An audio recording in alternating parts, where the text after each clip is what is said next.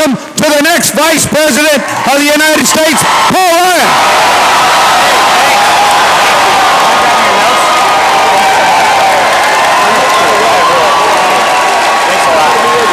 Really, thank you.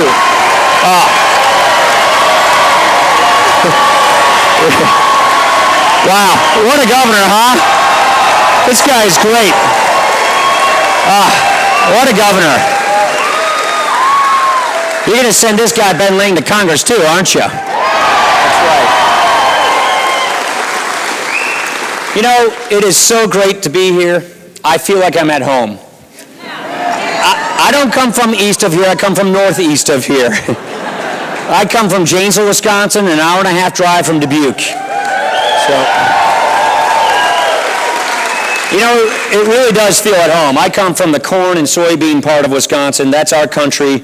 We are kindred spirits here. My mother-in-law is from Clinton, Iowa, right down the road.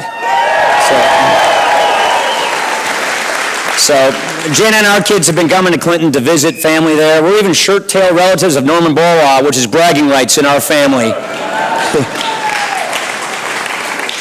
And I just got to say, you got a fantastic governor, don't you?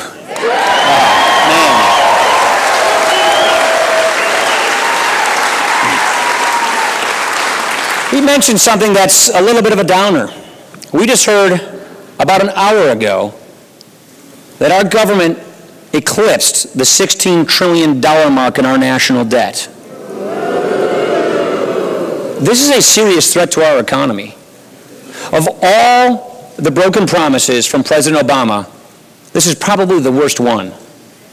Because this debt is threatening jobs today, is threatening prosperity today, and it is guaranteeing that our children and grandchildren get a diminished future.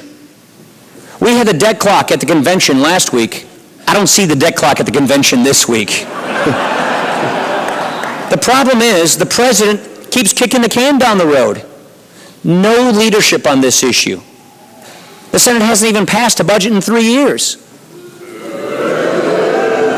We have a very clear choice ahead of us. Are we going to stick with the same path, a nation in debt, a nation in doubt, a nation in decline, or are we going to let Mitt Romney president get this thing turned around, cut spending, balance the budget, and create jobs? That's what we're going to do.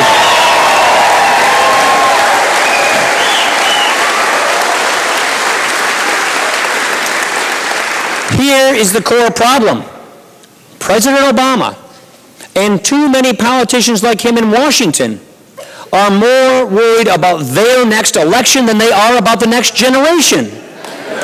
We're not going to do that. We will not stand by and watch this country slip through our fingers. We are going to lead. We want to earn their support. We want to deserve victory so that we have the moral mandate and the authority to fix this mess, straighten up Washington, and get us back on the right track.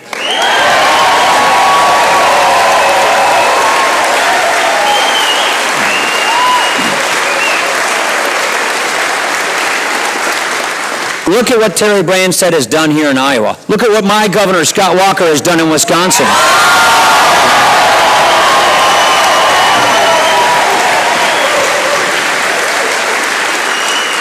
Imagine what we can do if we fix the mess in Washington. You see, President Obama, to be charitable, he came into office with a very difficult situation. Here's the problem. He made things worse. So he's run out of ideas, and he cannot run on his record. That's why he has relegated his campaign to a campaign based on the politics of envy and division, smear and fear. We're not going to fall for that. You know, last year, or excuse me, 4 years ago, I want to quote President Obama. He said, "If you don't have a record to run on, then you paint your opponent as someone people should run from." That's exactly what he's doing today. And Ronald Reagan in 1980, remember that time when he said, "Are you better off today than you were 4 years ago?" You guys know the rest of that question. In fact, Jimmy Carter was fired in 1980 and Ronald Reagan was hired. And if you take a look at the jobs record, Jimmy Carter was even better than Barack Obama. Look at unemployment. Unemployment rate in July of 1980 was 7.8%. It's been above 8% for 42 months. Look at delinquent mortgages. The number of seriously delinquent mortgages, a key measure in our economy. In 1980, at the end of it, 77,000. Last year, 1.4 million. In 1980, total bankruptcy filings, that's personal bankruptcies, business bankruptcies, a key measurement of our economy, 331,000. Last year, 1.4 million. This is not working. Obamonomics is not working. More bankruptcies, more delinquent mortgages, higher unemployment. When it comes to jobs, President Obama makes the Jimmy Carter years look like the good old days. If we fired Jimmy Carter then, why would we rehire Barack Obama now?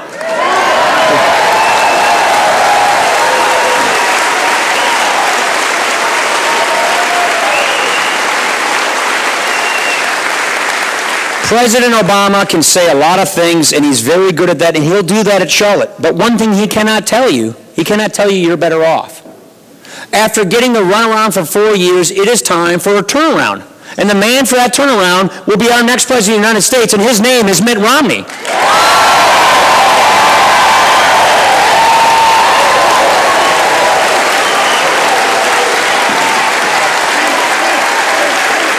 Look at the leadership from this man. You are Iowans, therefore you know every one of these presidential candidates personally. They've probably been in your kitchen. You know Mitt Romney. This is a good man. This is a leader. This is a person who makes decisions. This is a person who does not kick the can down the road. This is a person, when the Olympics were going down the tubes, he dropped everything, moved to Utah for 3 years, served dutifully, and turned that around and made us proud.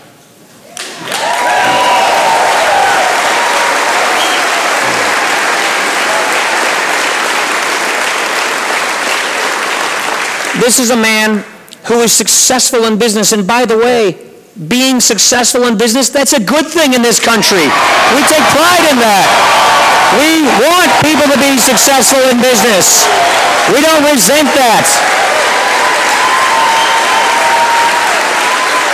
He turned around businesses. He started businesses. He created tens of thousands of jobs.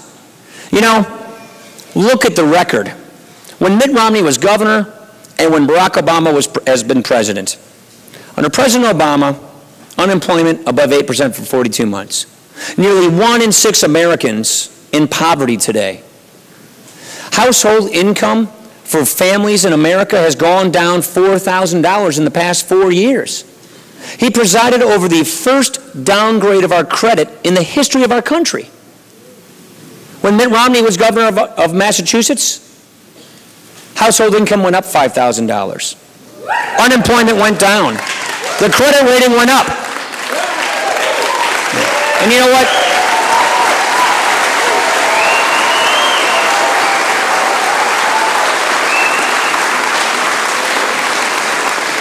And remember when President Obama, he's come to Iowa many times, remember when he said, we're not red states or blue states, we're the United States of America. We'll set aside childish things and get things, resolve our disputes. This is the 3rd president I have served with. This is the most acrimonious, partisan climate I have ever seen in Washington.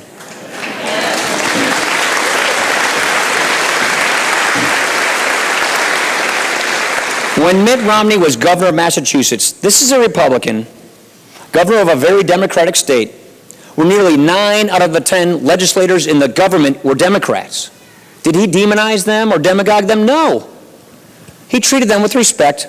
He reached across the aisle, he found common ground, and he balanced the budget without raising taxes. That's the kind of leadership we need. That's good, common sense, heartland leadership.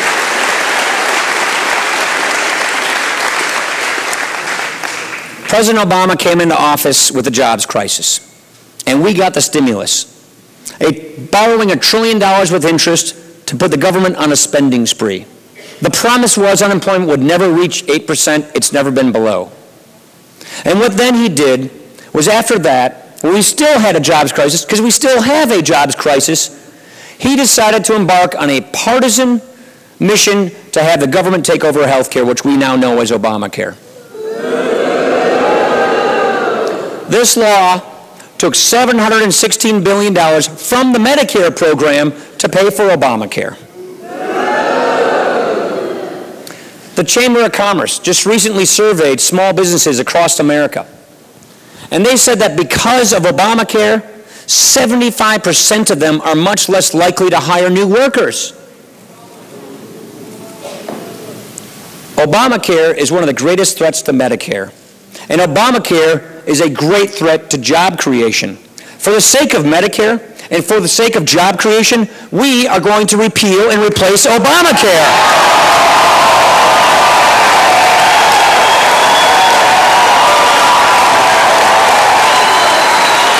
It's crucial.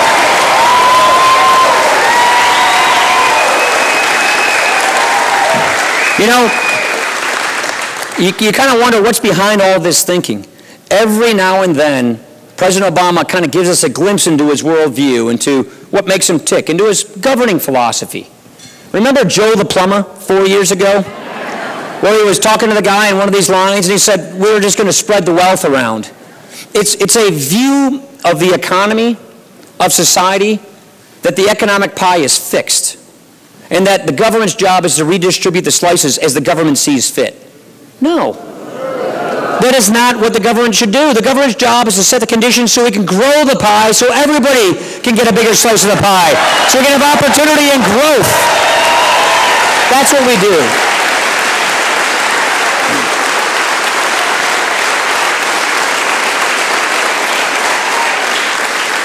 Remember when he was talking to a bunch of donors in San Francisco about 4 years ago? And he said, people in the Midwest, people like us, we like to cling to our guns and our religion. All I gotta say, all I have to say in response to that is, this Catholic deer hunter is guilty as charged and damn proud of it. I tell you. Absolutely. I'm telling you.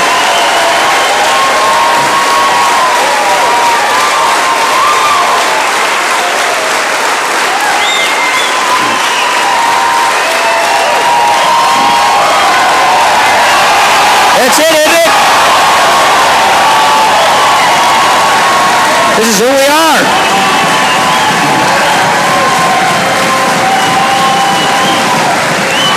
That's right. And let's not forget the doozy in Roanoke.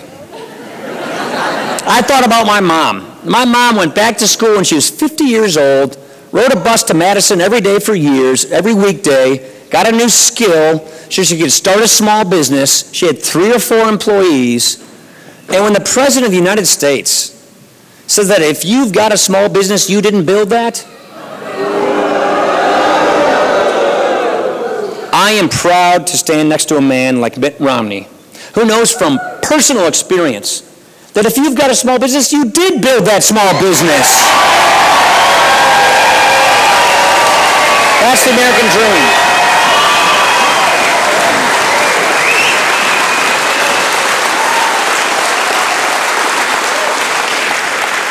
We know that we owe you more than just criticisms of President Obama.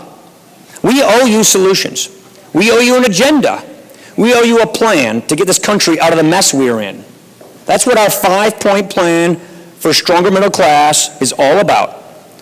We got a lot of energy in this country, a lot of energy in this state. Let's use this energy in this country, in this state, and create jobs.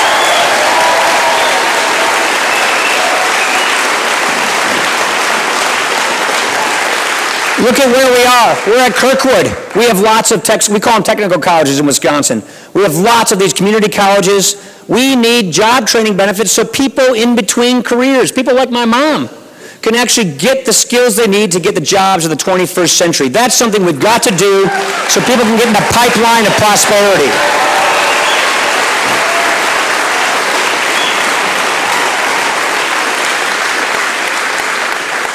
Iowans and Wisconsinites understand this fact. About 97% of the world's consumers, they live in other countries. We need to grow more food and sell them overseas, make more products and sell them overseas if we want to create good jobs. We need trade that works for us. We need to open up markets to sell our goods, sell our agricultural products.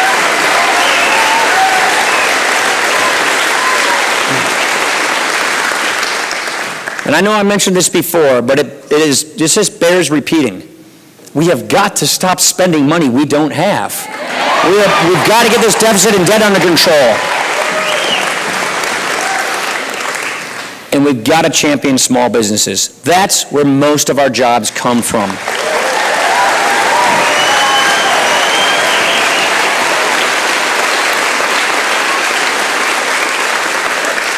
In all of our towns, throughout both of our states, we have industrial parks. And out the outside of those industrial parks are businesses. Businesses with 5 employees, 25 employees, 250 employees. Most of our businesses file their taxes as people, as individuals. Well, overseas, which as a Wisconsinite means Lake Superior,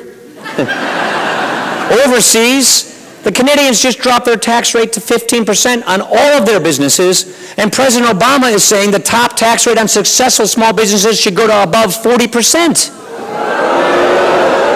You're not going to create jobs when we do that. We need to have tax reform to get rid of loopholes and lower tax rates for everybody. Families, small businesses, job creators. Sending our money to Washington doesn't do the job.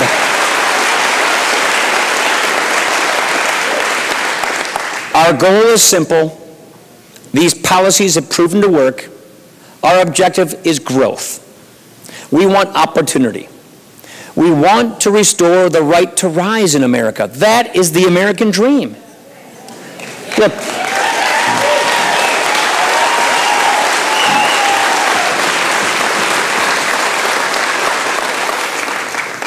America is more than just geography. It's more than just Cedar Rapids, or Dubuque, or Janesville, or California, or Maine. America is an idea.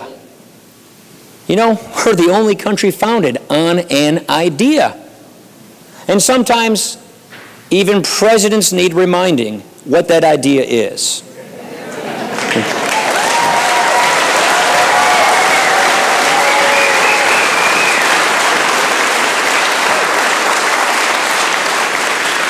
This is an idea that our founders founded, that our veterans secured, and here it is.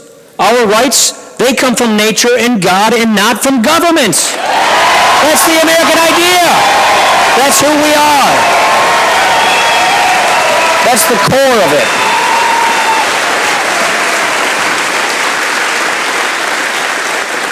This is not an ordinary election. It's not an ordinary time. It doesn't matter what generation you come from. This is the most important election in your lifetime. We're not just picking a new president for 4 more years. We're not just picking policy A or policy B. We're going to be deciding what kind of people we want to be and what kind of country we want to have for an entire generation. The stakes are just that high. And so here is the commitment that Mitt and I are making to you, our fellow citizens. We are not going to duck the tough issues. We are not going to kick the can down the road and be complicit with this debt. We are going to lead and solve this problem.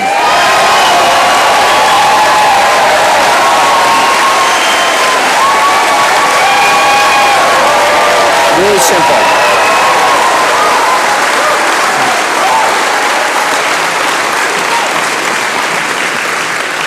And with all the problems we inevitably will confront, we're not going to spend the next 4 years blaming other people. We're going to take responsibility and get the job done.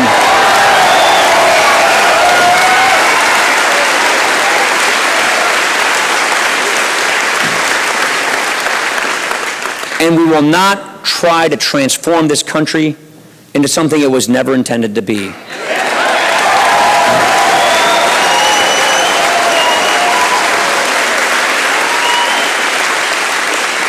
We will not replace our founding principles. We will reapply our founding principles.